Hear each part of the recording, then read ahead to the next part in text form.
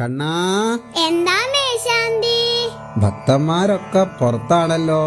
അതോ മേശാന്തി, അവിടെ നന്ദഗോവിന്ദത്തിന്റെ ഭജന കേൾക്കുന്നില്ലേ മേശാന്തി? എല്ലാരും അവിടെ ഉണ്ട്, നമുക്കും പോണ്ടേ? എന്റെ പാട്ടുകളതാ പാടുന്നു, അത് കേട്ടിട്ട് എനിക്ക് അങ്ങോട്ട് പോകാൻ തോന്നുന്നുണ്ട് മേശാന്തി. എന്നാ നമുക്ക് അങ്ങോട്ട് പോയാലോ മേശാന്തി? ആയിക്കോട്ടെ കണ്ണാ, നമുക്ക് പോകട്ടോ.